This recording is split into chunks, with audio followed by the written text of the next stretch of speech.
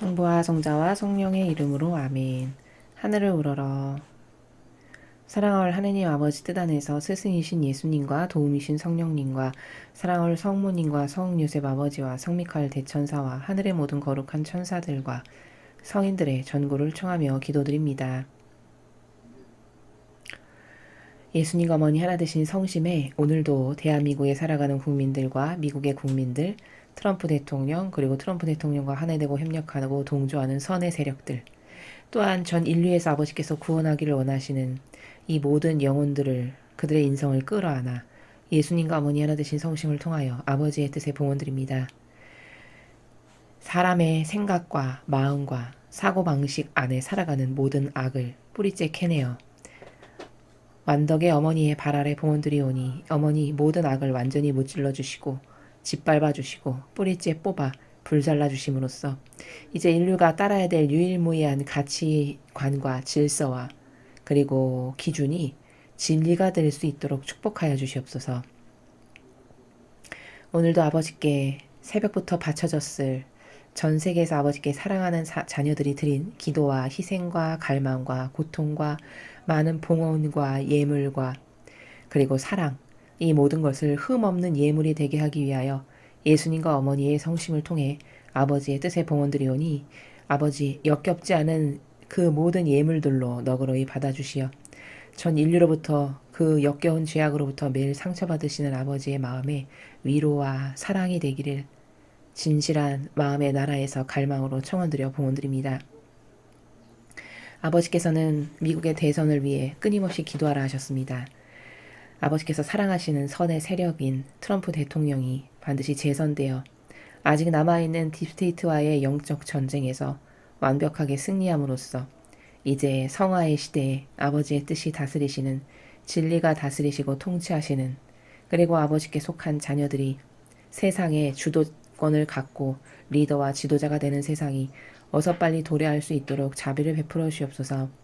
이 모든 기도 우리 주 그리스도를 통하여 비나이다. 아멘. 성부와 성자와 성령의 이름으로 아멘. 안녕하십니까. 하나님의 뜻 선교의 윤피아수녀입니다. 자, 오늘도 아버지께서 성경 말씀을 통해서 인류에게 가르쳐 주시는 진리를 여러분과 함께 학습해 보도록 하겠습니다. 2020년 10월 12일 연중제 28주간 월요일입니다. 제1독서 사도 바오로의 갈라티아서 4장 22절에서 24절, 26절에서 27절, 31절에서 5장 1절까지의 말씀입니다.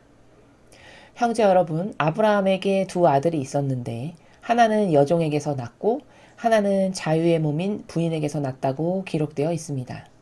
그런데 여종에게서 난 아들은 육에 따라 태어났고 자유의 몸인 부인에게서 난 아들은 약속의 결과로 태어났습니다. 여기에는 우위적인 뜻이 있습니다. 이 여자들은 두 계약을 가리킵니다. 하나는 시나이 산에서 나온 여자로 종살이할 자식을 낳는데 바로 하가르입니다. 그러나 하늘에 있는 예루살렘은 자유의 몸으로서 우리의 어머니입니다. 성경에 이렇게 기록되어 있습니다. 즐거워하여라 아이를 낳지 못하는 여인아, 기뻐 소리쳐라 환성을 올려라. 산고를 겪어보지 못한 여인아, 버림받은 여인의 자녀가 남편 가진 여인의 자녀보다 더 많기 때문이다. 그러므로 형제 여러분, 우리는 여종의 자녀가 아니라 자유의 몸인 부인의 자녀입니다. 그리스도께서는 우리를 자유롭게 하시려고 해방시켜 주셨습니다. 그러니 굳건히 서서 다시는 종살이의 멍에를 매지 마십시오. 주님의 말씀입니다. 하느님 감사합니다.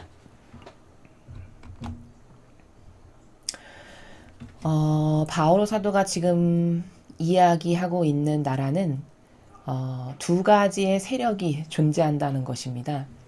인간의 뜻이 개입해서 태어난 하가르의 그 자식이 있었고, 그리고 아버지의 뜻이 계획하시고 설정하신 값에 따라 그 약속하신 때가 이르자 자식을 낳았던 그 이삭이라고 한 상속자가 있었고, 이렇게 두 개의 세력이 있다라는 것이죠. 어, 이 신앙도 마찬가지라는 겁니다. 인간의 뜻이 개입해서 마치 하가르가 아이를 낳았던 것처럼 인간의 뜻이 개입한 그 믿음이 있고, 반면에 하느님의 뜻이 약속한 바에 따라서 상속자로서 주시는 믿음의 축복과 은총이 있다. 이렇게 두 개의 세력이 있다.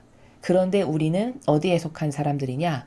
우리는 인간의 뜻이 개입하여 아버지의 뜻에 끼어들어서 뭔가 부작용적인 결과로 낳은 산물의 믿음의 자식들이 아니라, 우리는 아버지의 뜻이 계획하시고 축복하기를 원하셔서 주신 바로 그 믿음의 자손들이고 후손들이다.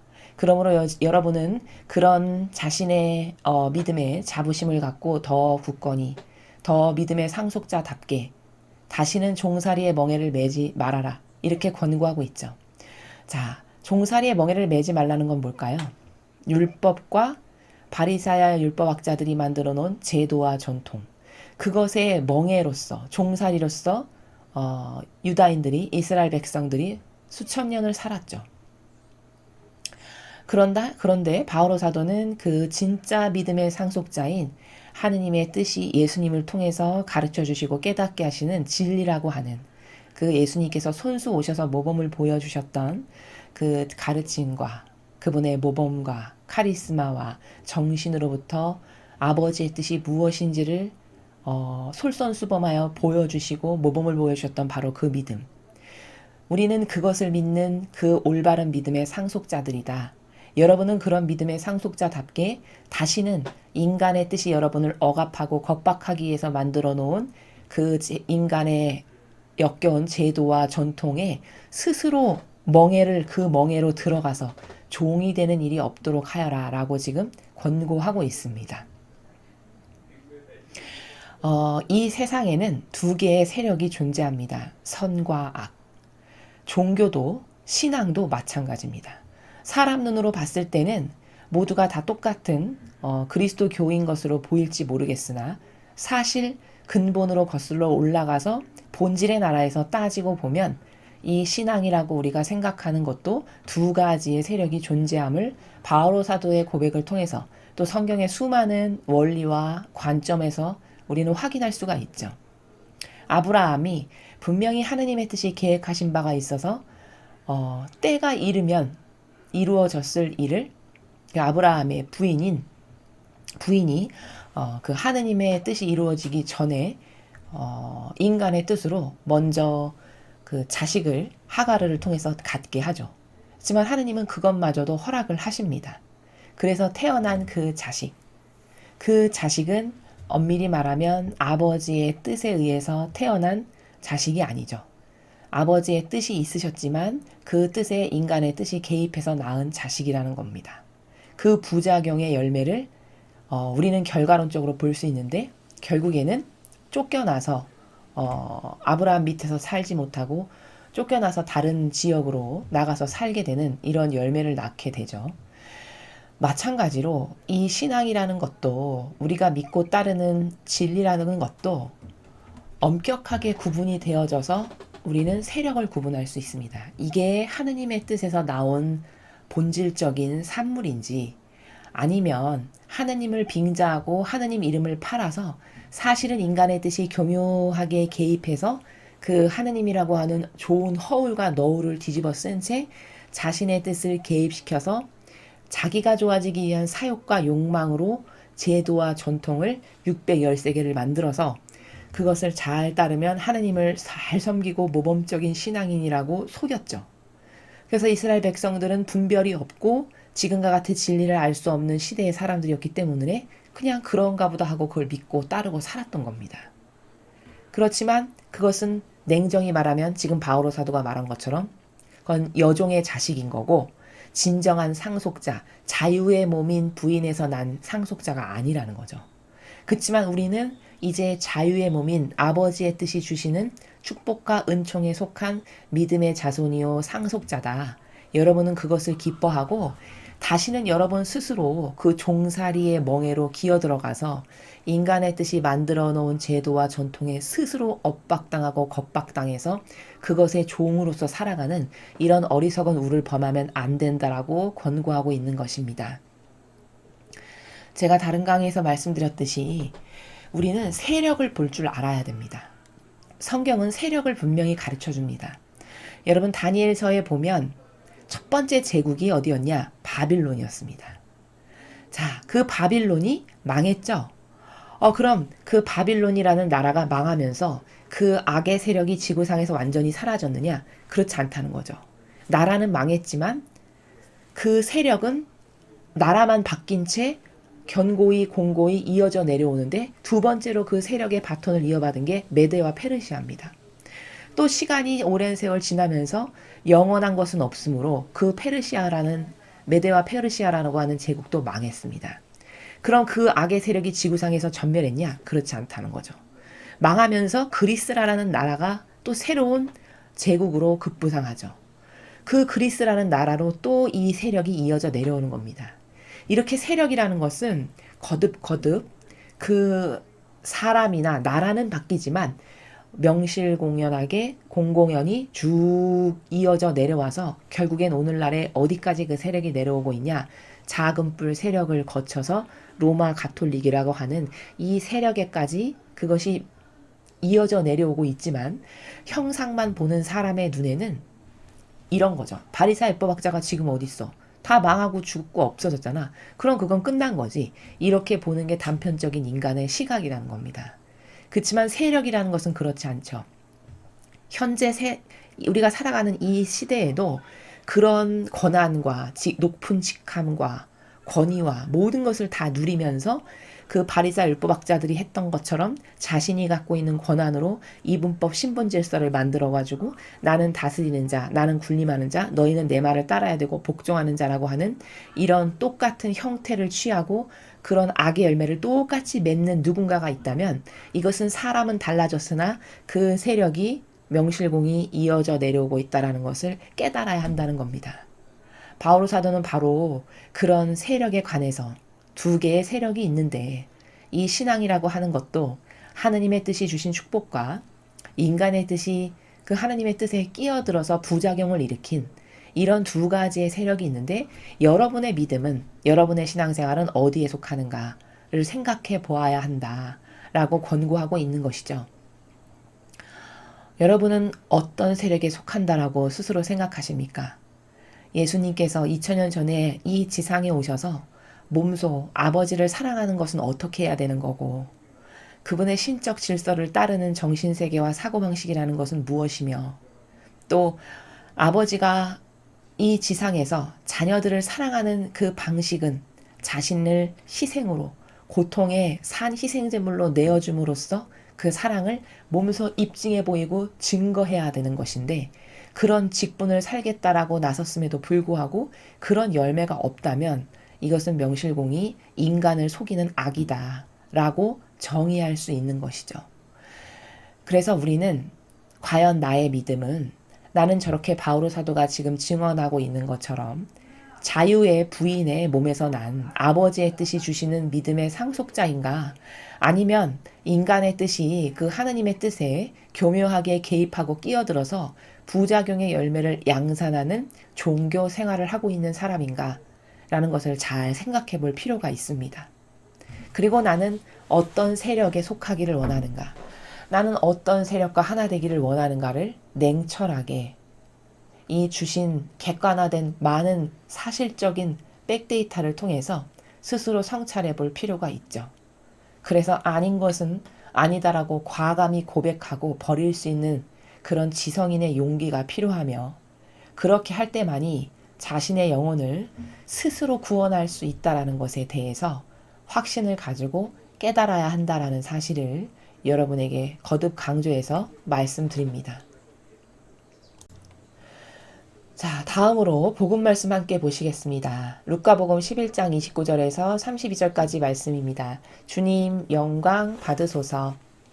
그때 군중이 점점 더 모여들자 예수님께서 말씀하기 시작하셨다. 이 세대는 악한 세대다. 이 세대가 표징을 요구하지만 요나 예언자의 표징밖엔 어떠한 표징도 받지 못할 것이다. 요나가 니네베 사람들에게 표징이 된 것처럼 사람의 아들도 이 세대 사람들에게 그러할 것이다. 심판 때 남방 여왕이 이 세대 사람들과 함께 되살아나 이 세대 사람들을 단죄할 것이다. 그 여왕이 솔로몬의 지혜를 들으려고 땅끝에서 왔기 때문이다. 그러나 보라, 솔로몬보다 더 큰 이가 여기에 있다. 심판 때에 니네베 사람들이 이 세대와 함께 다시 살아나 이 세대를 단죄할 것이다.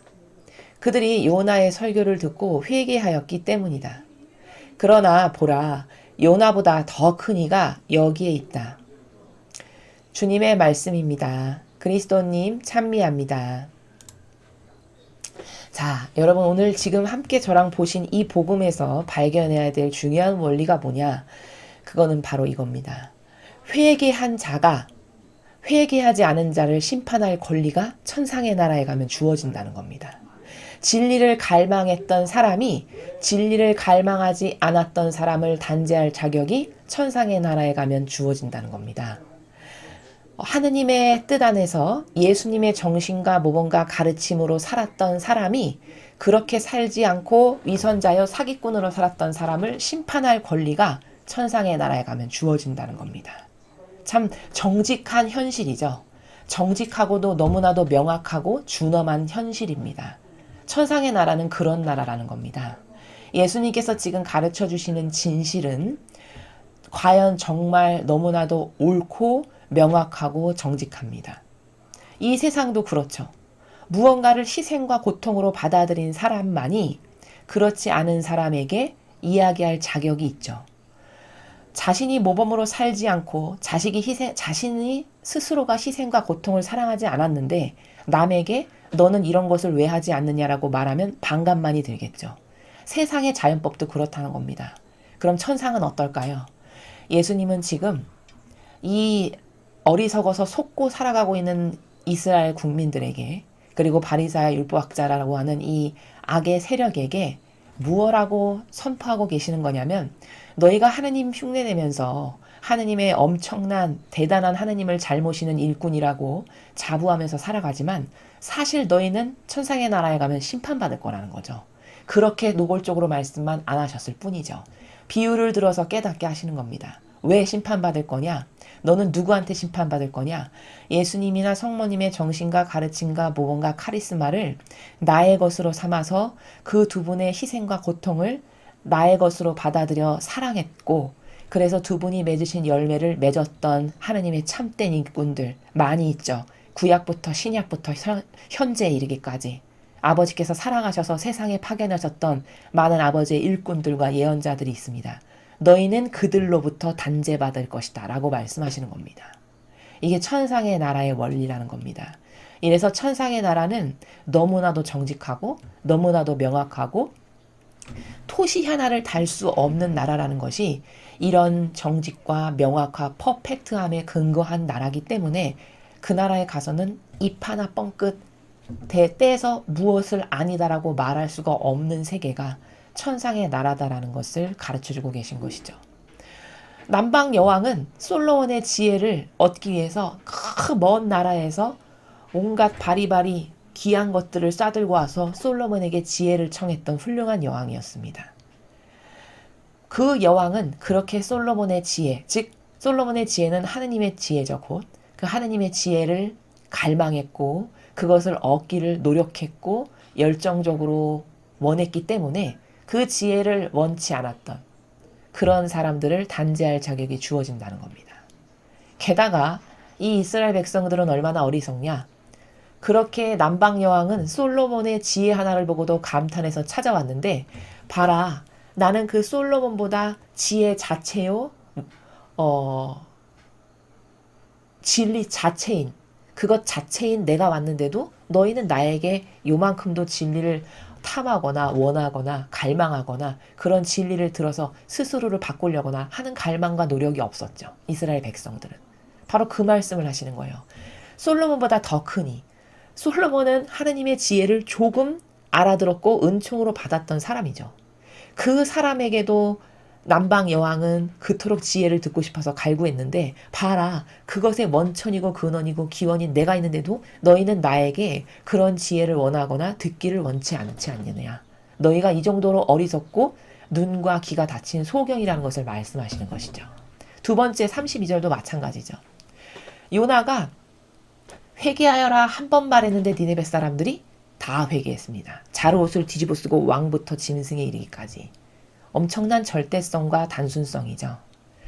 악독하다라고 생각해서 저딴 것이 무슨 회개를 하겠습니까? 이렇게 깔봤던 요나. 그 요나가 깔봤던 니네베 사람들이 한 번 외치고 지나갔는데 그들의 단순성이 얼마나 위력을 발휘했느냐. 단번에 다 회개했다는 거예요. 그렇게 악독했는데. 단순성이 이렇게 중요한 겁니다. 다 회개했죠. 그럼 뭘까? 사람은 이렇게 생각해요. 바리사이와 니네베 사람이 있는데 둘 다 죽었습니다. 죽고 나서 누가 천상의 나라에 갈까? 그럼 10명 중에 9명은 어떻게 얘기할까요? 아이 그래도 바리사이가 천상에 가겠지. 무슨 니네베가 사람이 천상에 가겠어? 이렇게 생각한다는 겁니다. 사람의 인간적인 자연법적인 병든 사고방식은. 근데 예수님은 그렇지 않다라고 말씀하셨어요. 32절이 바로 그런 나라죠. 인간의 눈으로 봤을 때는 사악하고 악독하기 이를 데 없다라고 하는 니네베 사람이 지옥 가기 딱 좋다라고 하겠죠. 바리사율법 학자는 천당 갈 거라고 생각하고. 그렇지만 오히려 천상의 나라에서는 니네베 사람은 회개했습니다. 단순해. 근데 바리사율법 학자는 회개하나요? 회개한 사람이 성경에 아무리 찾아봐도 없습니다. 그러니 회개한 니네베 사람들이 바리사율법 학자들을 단죄할 거라는 거예요. 천상은 이런 나라라는 겁니다. 완전 다르죠. 인간이 생각하는 거랑. 인간은 다 이런 이상한 사고방식에 속아서 살아가고 있습니다. 그래서 지금도 로마 가톨릭의 고위 성직자다, 높은 직함과 권한을 가진 막 교황과 주교와 추기경이다. 그러면 그런 사람들은 하늘나라의 직행으로 가도 저 길거리에 허접한 쓰레기나 줍고 평범한 혹은 악독한 살인자는 결코 하늘나라에 가기는커녕 지옥 가기에 딱 좋다라고 생각할 수밖에 없는 것이 인간의 잘못된 사고방식이라는 겁니다. 그렇지만 교황과 바리사와 율법학자와 주교와 추기경은 회개하는 사람이 구약에 보면 거의 없었죠. 거의가 아니라 성경에서 봤을 땐 없었습니다. 그렇지만 오히려 사악하고 너무나도 극악무도하다라고 일컫고 손가락질했던 니네베 사람이 단순성으로 회개한 것처럼 오히려 살인자가 회개하면 그 사람은 천상의 나라에 갈 기회가 있을 수 있다라는 거죠. 이렇게 신적 사고방식과 인간적 사고방식은 완전히 다르다라는 거예요. 그래서 32절을 보면 너희는 니네베 사람이 지옥 가고 바리사 율법학자는 천당 갈 거라고 생각하지? 천만의 말씀이다. 오히려 니네베 사람은 단순성으로 회개했어. 회개해라 했을 때 단번에 회개했습니다. 그러니 회개하면 용서받죠. 용서받았으니 그들은 회개조차 할 가망성조차도 없고 내가 왜 회개를 해? 내가 얼마나 착하고 하느님께 잘해드리는데 이렇게 착각 속에 살아가고 있는 바리사 율법학자들을 단죄할 자격이 그들에게 주어진다는 겁니다.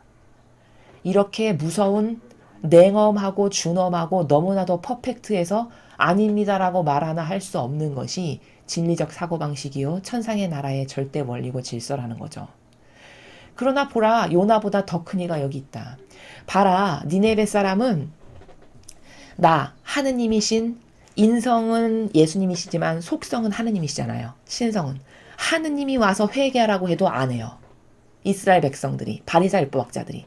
근데 니네베 사람은 그 부족한 요나라고 하는 인간 하나가 성읍을 가로지르면서 회개하시오 안 하면 멸망할 겁니다. 한마디 했는데 회개했죠. 신도 아닌 부족한 인간이 한마디 했는데도 회개했어요. 근데 이 바리사 율법학자와 이스라엘 백성들은 얼마나 완고하고 고집이 세고 얼마나 하느님에 대한 그 똑바로 된 인식이 없냐면 신이 와서 회개해라 이렇게 하지 않으면 너희는 멸망한다라고 말하는데도 안 듣죠. 이 정도로 완고하고 이 정도로 고집 세고 그리고 이 정도로 유려한 마귀가 무서운 마귀라는 겁니다. 그러니 봐라 요나보다 더 큰 이가 여기 너희 바로 눈앞에 지금 있고 그러한 내가 신인 내가 하느님인 내가 너희한테 회개하라고 이렇게 많은 말을 해도 너희는 눈 하나 깜짝 안 하지 않냐. 그러니까 단죄받아도 싸죠.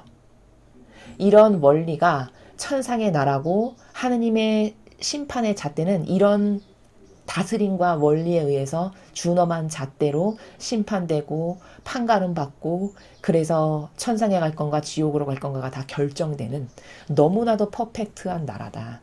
그런데 인간의 사고방식이라는 것은 이렇게 퍼펙트한 그 하느님의 절대 원리하고는 너무나도 다른 사고방식이라는 것이죠.